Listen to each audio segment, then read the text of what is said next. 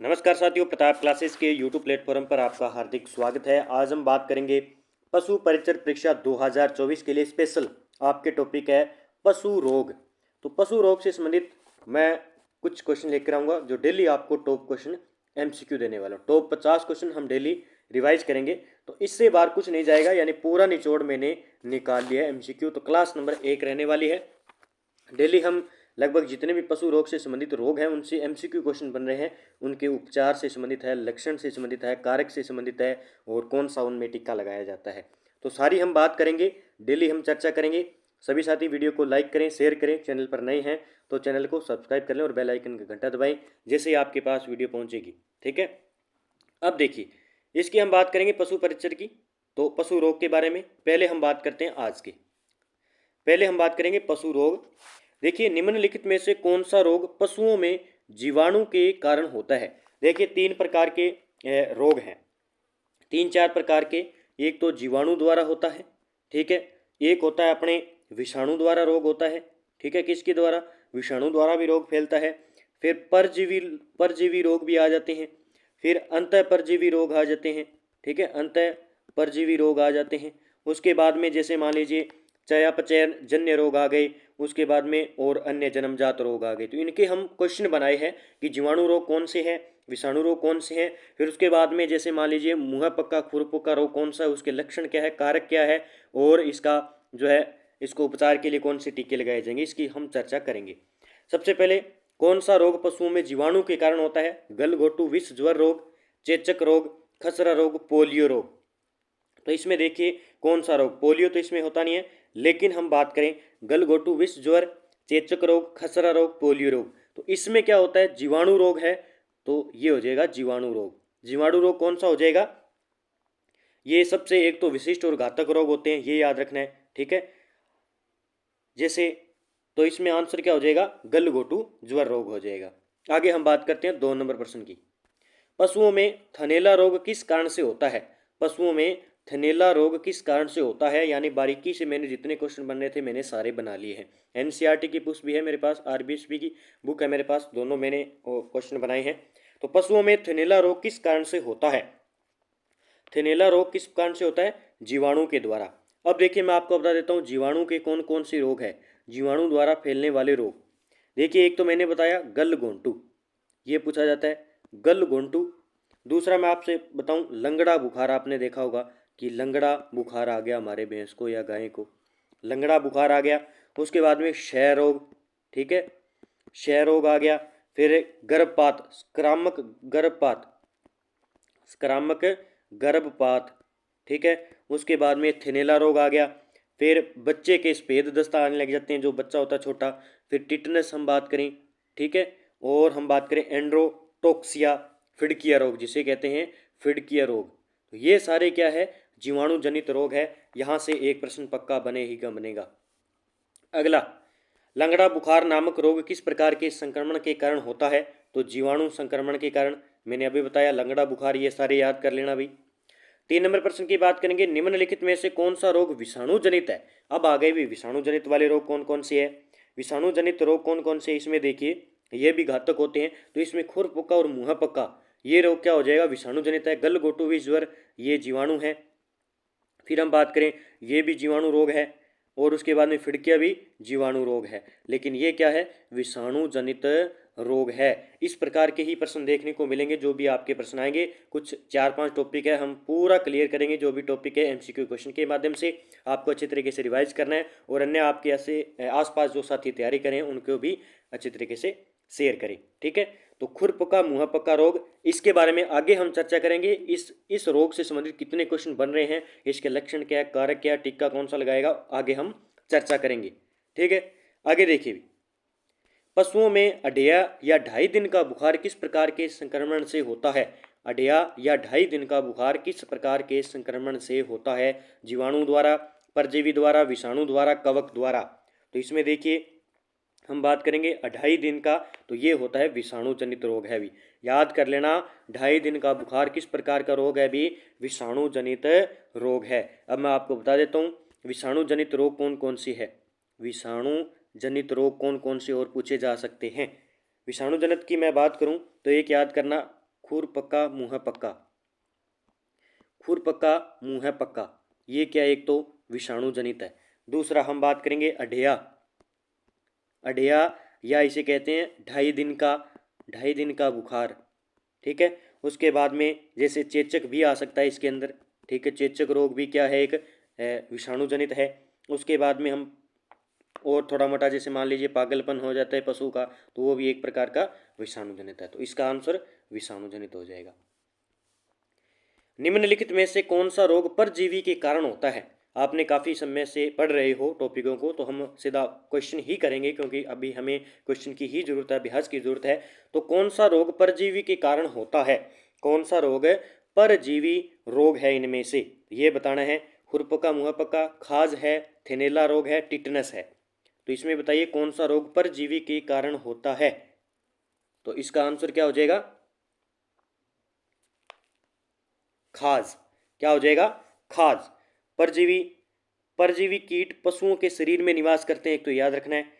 इनसे कुछ शरीर के ऊपर और कुछ शरीर के भीतर पाए जाते हैं ये परजीवी, याद कर लेना, ठीक है। ये दो प्रकार के होते हैं, एक तो बाह्य, ठीक है, एक तो होते हैं बाह्य परजीवी, एक होते हैं अपने अंतः, अंतः परजीवी। कौन से, अंतः परजीवी होते हैं, दो प्रकार के ये होते हैं अपने परजीवी, बाह्य परजीवी और अंतः परजीवी, दोनों के याद रखने हैं, ठीक है। बाह्य परजीवी के अंदर कौन कौन से आ जाएंगे इसके बारे में बता देता हूँ। परजीवी आ गए, लेकिन इसके अंदर जो बाह्य परजीवी है, बाह्य परजीवी है, उसके बारे में मैं बताता हूँ कौन कौन से रोग होते हैं बाह्य परजीवी। इसमें आ जाता है खाज खुजली, कौन सी आ जाती है, खाज व खुजली, खाज व खुजली, ठीक है। ये हम बात करें तो कुछ शरीर के ऊपर कुछ शरीर के भीतर होते हैं। तो ऐसे कीट जो पशुओं की त्वचा पर रहते हैं उसे क्या कहते हैं, बाह्य, यानी त्वचा पर रहने वाले, त्वचा पर रहने वाले कीट। कई बार आप देखें ना भैंस के ऊपर भी जूं और ढेरे इस प्रकार के ऊपर लगे होते हैं, ठीक है, तो उसके कारण खाज व खुजली हो जाती है, जैसे सिंचड़ भी है इस प्रकार की। तो इसमें एक याद रखने ना, जैसे पिस्सू हो गया, पिस्सू एक बाह्य, बाह्य परजीवी है, ठीक है, ये याद रखना है। अब हम बात करते हैं, दूसरा है अंतः परजीवी। अंतः परजीवी के अंदर कौन से रोग आ जाते हैं पशुओं के अंदर, अंतः परजीवी के अंदर, अंतः परजीवी के अंदर आ जाएंगे जैसे मान लीजिए सर्रा रोग, ये सर्रा रोग है, ये भी अंतः परजीवी है। फिर हम बात करें लाल पेशाब, ये भी इसके कारण अंतः परजीवी, ये पूछा जा सकता है भी, लाल पेशाब। उसके बाद में मैं बात करूं जैसे पेट के कीड़े, ठीक है, ये भी किस प्रकार गया, अंदर के है ना, पेट के कीड़े। फिर आपसे पूछा जाए थैले, थैलेसियोसिस, ये भी क्या है, एक अंतः परजीवी रोग है भी, अंतः परजीवी रोग है भी, थैलेसियोसिस, ये याद करना है एक तो ये इतने याद रखना है। एक फेलियोसाइसिस, ये भी याद करना है, ठीक है, तो ये इतने है अंतः परजीवी। तो इसका आंसर क्या हो जाएगा, खाज खुजली। इसने पूछा परजीवी के कारण होता है ओनली, सीधा पूछे तो ये कोई भी हो सकते हैं, लाल पेशाब है, पेट के कीड़े हैं, सर्रा रोग है, खाज खुजली है, सारे के सारे। अगर आपसे अंदर पूछे तो पशुओं में निम्नलिखित में से कौन से परजीवी त्वचा पर पाए जाते हैं, तो अभी मैंने बताया जू व पिस्सू जो है पाए जाते हैं कहाँ पे, त्वचा पर पाए जाते हैं, ठीक है, ये याद कर लेना, जू व पिस्सू। अगला, निम्नलिखित में से कौन सा रोग अंतः परजीवी के कारण होता है, कौन सा रोग है अंतः परजीवी के कारण होता है, अभी मैंने बताया ये नहीं होगा, थैलेसियोसिस होगा, बिल्कुल सही है, खाज नहीं होगा और चेचक नहीं होगा, तो बी नंबर इसका आंसर हो जाएगा। बस इतना याद कर लेना, हूबहू प्रश्न आप देखने को मिलेगा आपको, ठीक है। आगे, पशुओं में लाल पेशाब रोग किस कारण से होता है, देखो कितना गजब का प्रश्न और हूबहू प्रश्न पूछा जाएगा कि पशुओं के अंदर लाल पेशाब रोग किस कारण से होता है, तो अंतः परजीवी रोग के कारण होता है। किसके कारण, अंतः परजीवी या आपसे परजीवी रोग के कारण होता है, ठीक है। आगे देखिए भी अगला प्रश्न, निम्नलिखित में से कौन सा रोग चयापचय जन्य रोग है, चयापचय जन्य रोग है, तो कौन सा हो जाएगा, चयापचय रोग। अब देखिए ये चयापचय रोग क्या है, कि क्या है कि शरीर में सामान्य चयापचय प्रक्रिया के विचलन होने से ये रोग उत्पन्न होते हैं। जैसे हम बात करें तो इसमें आंसर क्या हो जाएगा, मिल्क फीवर, इसका आंसर क्या हो जाएगा, मिल्क फीवर। मैं आपको बता देता हूँ, एक तो मिल्क फीवर हो गया, ठीक है, मिल्क फीवर, और दूसरा रोग हो जाता है इसमें कीटोसिस, कौन सा, कीटोसिस रोग, जो कि एग्जाम में पूछा जा सकता है। तो ये दो रोग है, चयापचय जन्य रोग है। अगला देखिए भी, कीटोसिस रोग का संबंध किस प्रक्रिया में असामान्यता से होता है? कीटोसिस रोग का संबंध किस प्रक्रिया से? तो चयापचय प्रक्रिया से। किसी भी प्रकार से प्रश्न बन सकता है, अच्छे प्रश्न मैंने बनाए हैं। आगे देखिए भी अगला प्रश्न, स्वस्थ पशु की आंखों की स्थिति कैसी होती है? मान लीजिए कोई स्वस्थ पशु खड़ा है, तो हम कैसे पता लगा सकते हैं कि यह स्वस्थ पशु है? तो उसकी जो सामान्य चमकीली और चौकन्नी होगी, आंखें क्या है, सामान्य चमकीली और चौकन्नी होगी। ठीक है, ये याद करना, हमें पता लग जाएगा कि ये चमकीली आंखें हैं इसकी और चौकन्नी होगी, पूरा चौकन्ना हो जाएगा हमें देख के। आगे देखिए, स्वस्थ पशु का गोबर कैसा होता है? भी स्वस्थ स्वस्थ जो पशु है उसका गोबर किस प्रकार का होगा? तो सामान्य रूप से ढीला या कठोर या रंग सामान्य होगा। तो इसका बी नंबर आंसर हो जाएगा। आगे, बीमार पशु की किस स्थिति में कान लटके हुए होते हैं और बाल खड़े हो जाते हैं? जब बीमार पशु की किस स्थिति में कान लटके हुए होते हैं और बाल खड़े हो जाते हैं? 13 नंबर का आंसर हो जाएगा, जब पशु क्या होगा, बीमार होगा। तो ये याद कर लेना, बीमार पशु का, जब पशु बीमार होगा तो हम कैसे पता चलेगा कि एक तो उसके कान लटक जाएंगे और बाल खड़े हो जाएंगे। अगला प्रश्न देखिए, बीमार पशु में निम्नलिखित में से कौन सा लक्षण दिखाई देगा? मान लीजिए बीमार पशु खड़ा है, तो हमें कैसा पता चलेगा कि ये बीमार है? तो उसके आंख, मुंह और नाक से पानी या लार गिरेगा। सारे के सारे क्वेश्चन मैंने बनाए, बिल्कुल एकदम बेसिक से पूरा निचोड़। खुर पका मुंह पका रोग में सबसे पहले किस स्थान पर छाले होते हैं? अब आ गई भी खुर पका मुंह पका रोग। सबसे पहले हम बात करेंगे किस प्रकार का रोग है खुर पका मुंह पका। तो ये हो जाएगा अपने विषाणु जनित रोग है एक तो, विषाणु जनित रोग है एक तो खुर पका मुंह पका। और इसमें सबसे पहले जो छाले होते हैं वो कहाँ पे होते हैं? मुंह में, पैरों में, कानों में, आंखों में। तो कहाँ पे होंगे? पैरों के अंदर छाले हो जाएंगे जब ये रोग हो जाएगा। खुर पका मुंह पका रोग है, छाले हो जाएंगे तो ये पैरों से संबंधित है। ठीक है, अगला देखिए भी, अगले प्रश्न की बात करते हैं। इसमें तो आपको पता है जैसे पशु के पैर में हो गई, पैर में होते ही ये क्या करेगा पशु, इनको क्या है, जहाँ पे छाले हैं पैरों के अंदर, तो उनको क्या करेगा, अपने मुंह से साफ करेगा, यानी जीभ से साफ करेगा। तो जीभ से साफ करेगा तो जीभ के अंदर भी हो जाएंगे। तो ये भी याद रखना, जीभ पर भी इसके छाले हो जाएंगे, धीरे धीरे पूरे शरीर में इसके छाले पहुँच जाएंगे। तो ये भी आपको याद रखना है। पहले पैरों में आता है, फिर बाद में मुंह में होता है, फिर भौतिकता से फैलने वाला वायरस जनित रोग है, यानी वायरस जनित रोग है। तो ये आपके याद रखने हैं। ठीक है, थोड़ा सा मैंने आपको बता दिया है। यह रोग हम ज़्यादातर देखें तो गाय के अंदर हो सकता है, और हम बात करें भैंस के अंदर होता है एक तो, हम भेड़ देखते हैं, भेड़ के अंदर भी हो सकता है, और बकरी के अंदर भी ये जो है रोग पाया जाता है। तो याद रखना है आपको। इस रोग में पशु की मृत्यु दर तो कम होती है, लेकिन पशुपालकों को काफ़ी आर्थिक नुकसान पड़ता है। तो ये थोड़ा खतरनाक है और एग्जाम में पूछा भी जाएगा। आगे देखते हैं इसके रोकथाम के लिए क्या है। खुर पका मुंह पका रोग किस कारण से होता है?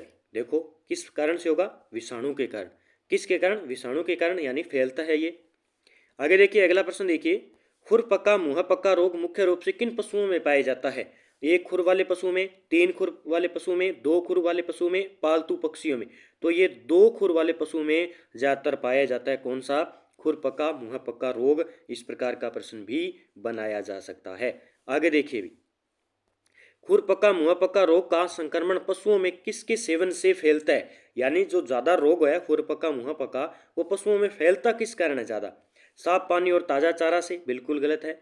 दूषित चारा और पानी से, ताजे फलों का रस और नमक से? तो देखिए इसमें हम बात करें तो दूषित चारा और पानी के कारण जो है ये खुर पका मुंह पका संक्रमण फैलता है ज्यादा। ठीक है, किसके सेवन से? तो दूषित चारा के माध्यम से। फिर देखिए, खुर पका मुंह पका रोग किस माध्यम से एक पशु से दूसरे पशु में फैलता है?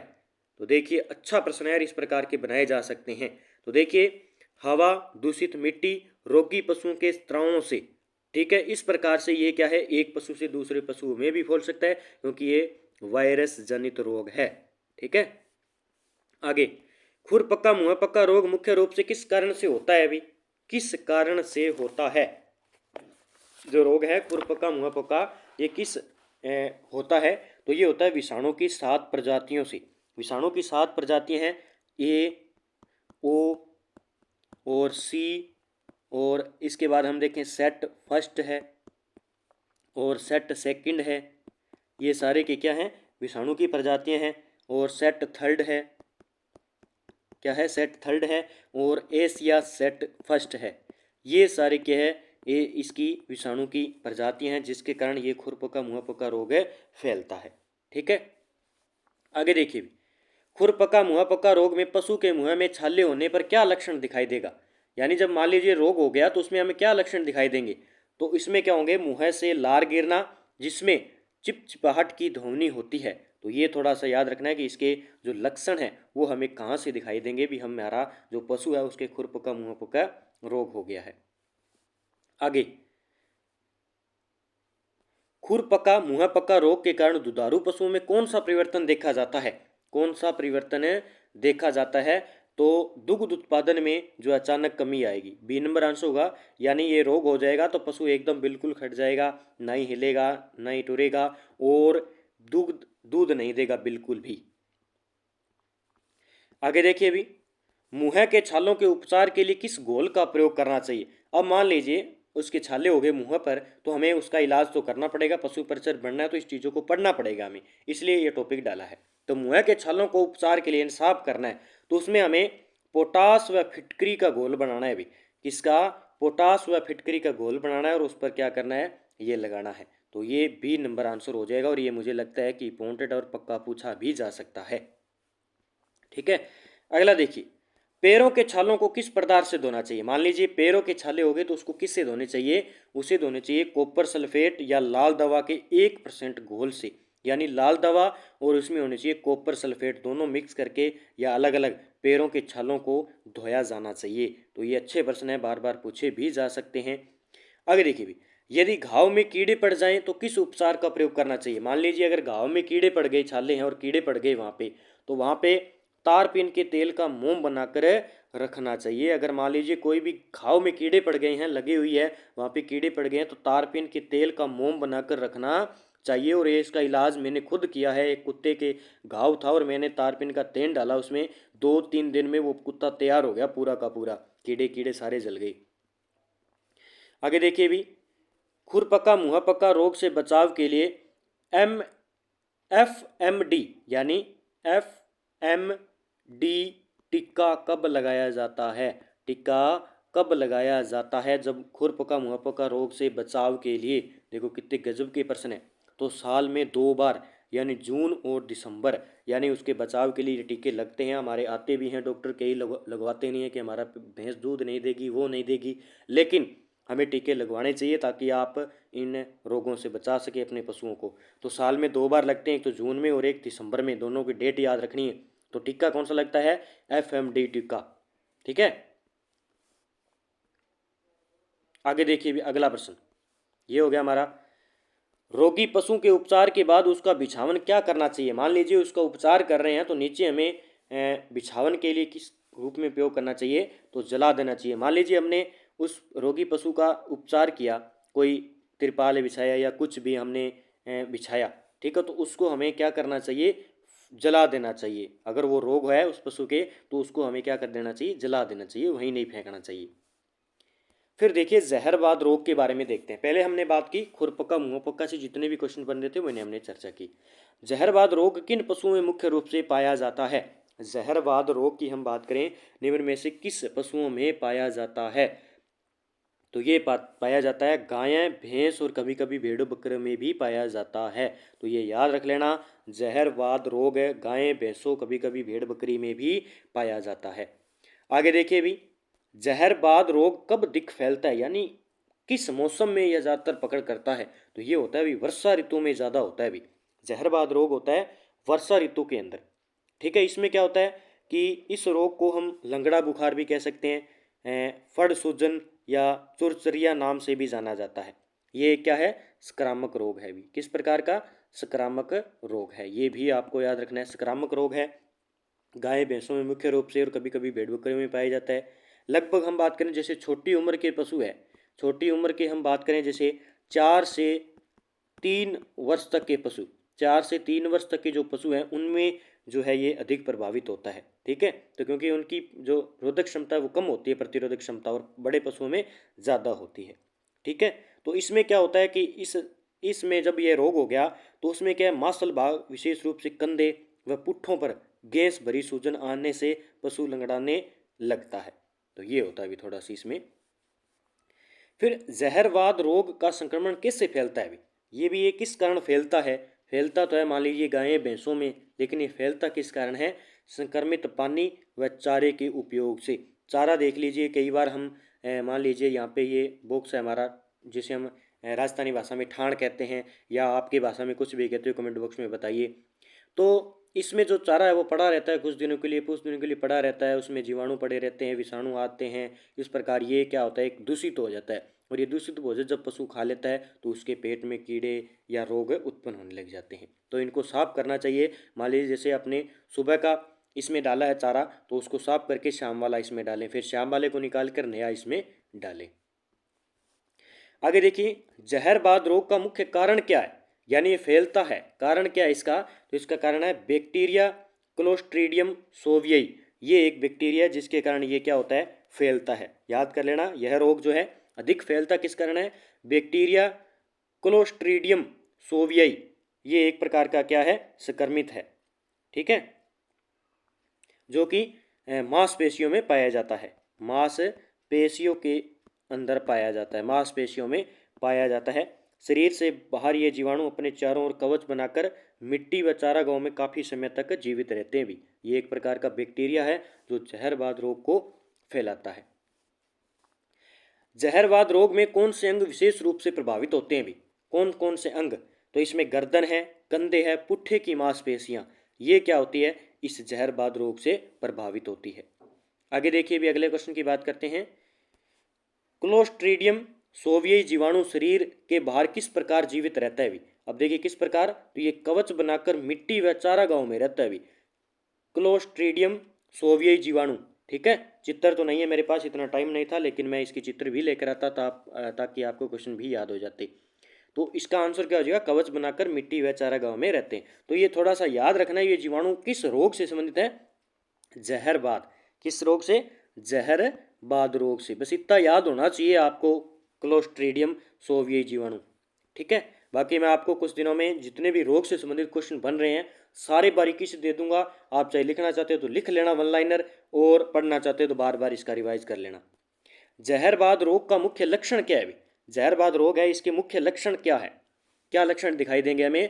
तो तेज बुखार, यानी 104 से 106 डिग्री फ़ारेनहाइट तक इसका बुखार है, हो जाएगा पशु को। थोड़ा ये याद रखना। आगे आगे देखिए, एक बार पढ़ने में याद नहीं होगा, लेकिन जिन साथियों ने काफ़ी लंबे समय से पढ़ रखा है उनको समझ में आएगा, और जो नए हैं उनको 2-3 बार पढ़ने पड़ेंगे इन प्रश्नों को, रट्टाफिकेशन कर देना भाई। जहरबाद रोग में सूजन का लक्षण क्या है भाई? जहरबाद रोग के अंदर सूजन का लक्षण क्या है? तो ये हम बात करें इसमें लक्षण की, तो इसमें सूजन जो है, सूजन गर्म और दर्द वाली होगी, बाद में ठंडी और पीड़ा रहित हो जाती है। तो ये थोड़ा सा इसका लक्षण है कि सूजन होगी वो पहले तो गर्म व दर्द वाली होगी, उसके बाद में ठंडी और पीड़ा रहित हो जाएगी।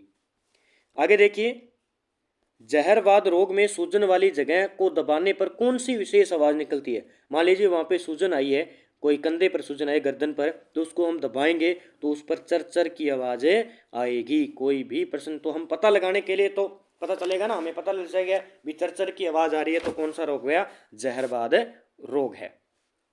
आगे, जहरवाद रोग के उपचार के लिए किस इंजेक्शन का उपयोग सूजन वाली जगह पर करने की सलाह दी जाती है? तो किस जगह पर सूजन वाला जो है इंजेक्शन लगाया जाता है? प्रोकेन पेनिसिलिन फोर्ट है, पीपीएफ। याद कर लेना भी, सीधा पूछा जाएगा पीपीएफ टीका किसके लिए लगाया जाता है? तो जहरवाद रोग के लिए लगाया जाता है और सूजन वाले स्थान पर लगाया जाता है। इसका आंसर हो जाएगा 1 नंबर, प्रोकेन पेनिसिलिन फोर्ट, जहरवाद रोग, ठीक है। पीपीएफ सीधा, कई बार इसे भी दिया जाता है कि पीपीएफ का टीका लगाया जाता है। आगे, जहरवाद रोग में सूजन कम करने के लिए कौन से इंजेक्शन दिए जाते हैं? मान लीजिए जहरवाद रोग हो गया और उसको सूजन आ गई, और सूजन को कम करने के लिए कौन से टीके लगाए जाएंगे? तो इंजेक्शन, एक तो प्रेडनिसोलाइन और इंजेक्शन डेक्सोना, ये 2 टीके लगाए जाएंगे भी। एक तो इंजेक्शन प्रेडनिसोलोन और इंजेक्शन डेक्सोना, ठीक है। पूरे डॉक्टर ही बनना है भैया। अब जहरवाद रोग में दर्द को कम करने के लिए कौन सा इंजेक्शन दिया जाता है? जहरवाद रोग के लिए दर्द को कम करने के लिए कौन सा, मान लीजिए एक तो देखो पहला तो हो गया भाई सूजन आ गई उस पर टीका लगाना है, वो तो हो जाएगा पीपीएफ। दूसरा प्रश्न बन रहा है कि मान लीजिए सूजन को कम करना है, सूजन बहुत ज़्यादा हो गई, उसके लिए एक तो प्रेडनिसोलोन और एक डेक्सोना का टीका लगाना है, ठीक है।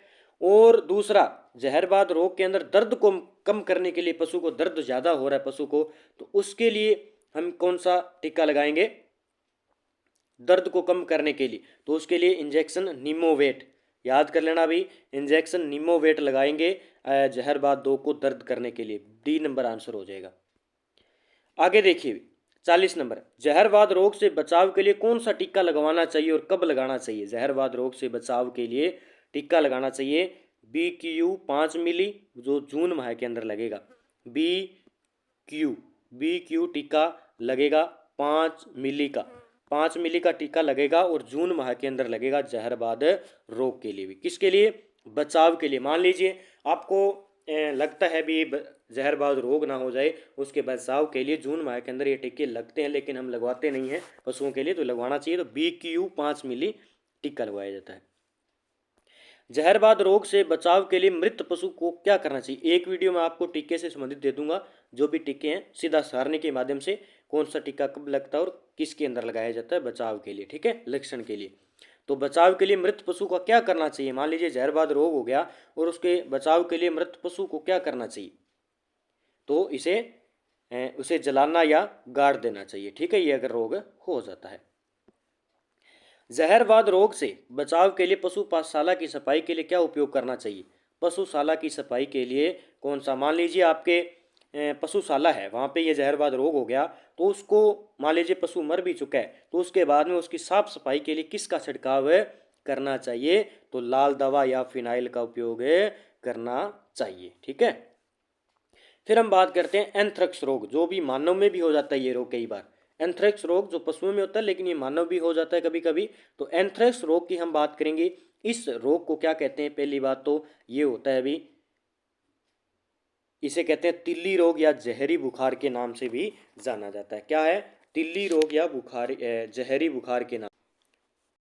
तो इसका आंसर हो जाएगा तिल्ली रोग और जहरी बुखार के नाम से इस एंथ्रेक्स रोग को कहा जाता है। जब हम बात करें तो ये किस किस में, जैसे मान लीजिए गाय में भी हो सकता है, भैंस में भी हो सकता है, और भेड़ में भी हो सकता है, और बकरी में भी ये एंथ्रेक्स रोग फैल सकता है। तो इसे तिल्ली रोग के नाम से भी जाना जाता है, एग्जाम में पूछा जा सकता है। अगला, एंथ्रेक्स रोग का मुख्य कारण कौन सा जीवाणु है। अब देखिए ये प्रश्न पक्का आएगा कि एंथ्रेक्स रोग है उसका मुख्य जीवाणु कौन सा है, तो इसका मुख्य जो जीवाणु है वो है बेसिलस एंथेंसिस। कौन सा है, हम बात करें बेसिलस, कौन सा है, बेसिलस एंथेसिस, बेसिलस एंथेसिस। ये एक क्या है, जीवाणु है, जो क्या है एंथ्रेक्स रोग को फैलाने का काम करता है, ठीक है। आगे हम बात करते हैं एंथ्रेक्स रोग कैसे फैलता है। एंथ्रेक्स रोग है कैसे फैलता है, तो संक्रमित चारे, पानी और मिट्टी के संपर्क में आने से एंथ्रेक्स रोग फैलता है। आगे, एंथ्रेक्स रोग में कौन सा अंग विशेष रूप से प्रभावित होता है। अच्छा प्रश्न और एग्जाम में पूछा जाएगा भी, ठीक है। तो इसमें पलिहा व बाहरी उत्तक दोनों क्या करते हैं, एंथ्रेक्स रोग में अंग जो होता है हम बात करें तो प्रभावित अंग है। ये पूछा जाए कि प्रभावित अंग कौन सा है, इसमें प्रभावित अंग की आपसे पूछा जाए तो पलिहा, मेन हम बात करेंगे पलिहा, ठीक है। आगे, एंथ्रेक्स को किस प्रकार का रोग कहा जाता है। एंथ्रेक्स को किस प्रकार का रोग हम कह सकते हैं, तो ये मिट्टी जनित रोग है भी एक प्रकार का। किस प्रकार का, मिट्टी जनित भी रोग कहा जाता है, एक पलिया रोग भी कहा जाता है इसको, ये पलिया रोग कहा जाता है, ठीक है। आगे भी, एंथ्रेक्स रोग का मुख्य लक्षण क्या है भी। मान लीजिए एंथ्रेक्स रोग हो गया तो हमें पता कैसे चलेगा, मुंह, नाक व गुदा से झागकर काला खून निकलता है, याद कर लेना भी, ठीक है। आगे, एंथ्रेक्स रोग में शरीर का तापमान कितना हो सकता है। शरीर का तापमान कितना हो सकता है, तो 105 से लेकर 107 डिग्री फ़ारेनहाइट होता है भी। एंथ्रेक्स रोग से प्रभावित गर्भित पशुओं में कौन सा लक्षण पाया जाता है, तो गर्भित पशुओं के अंदर हम बात करें तो गर्भपात, ठीक है, गर्भपात का लक्षण पाया जा सकता है। आगे देखिए भी, एंथ्रेक्स रोग में सूजन किस अंग में हो सकती है? एंथ्रेक्स रोग में सूजन किस अंग में हो सकती है? तो हम बात करेंगे जीभ, गला व अगले पैर के अंदर एंथ्रेक्स रोग के अंदर सूजन आती है भी, ठीक है, पशुओं के। एंथ्रेक्स रोग के उपचार में किस इंजेक्शन का प्रयोग बुखार व दर्द के लिए किया जाता है? बुखार व दर्द के लिए किया जाता है तो वो हो जाएगा टाइसिन, ठीक है। इंजेक्शन देना है भी उपचार के लिए टाइसिन। एंथ्रेक्स रोग में टाइसिन का इंजेक्शन दिया जाता है, ठीक है। आगे देखिए, एंथ्रेक्स रोग से बचाव के लिए कौन सा टीका व कब लगाया जाता है? ठीक है, तो बचाव के लिए, उपचार के लिए तो लगाया जाएगा ये टाइसिन। अब देखो, मान लीजिए साल में हमें बचाव करना है भी, जैसे ही सर्दी आ गई या गर्मी आ गई, ये महीना आ गया, अब ये रोग होने वाला है, तो उसके लिए पहले हम टीका लगवा लेंगे। वो कौन सा टीका लगवाएंगे? वो लगाएंगे हम एंथ्रेक्स स्पोर वैक्सीन, जून माह के अंदर लगवाएंगे। बस याद रखना है, बाकी इसका नाम है ही एंथ्रेक्स स्पोर वैक्सीन का टीका लगवाएंगे, ठीक है। आगे देखिए 54 नंबर, एंथ्रेक्स के रोगी पशु के आसपास की मिट्टी व स्त्रावों का क्या करना चाहिए? तो जो आसपास की मिट्टी है उसे क्या करना चाहिए? उसे जलाना चाहिए। तो ठीक है, ये तो हो जाएगा आपका।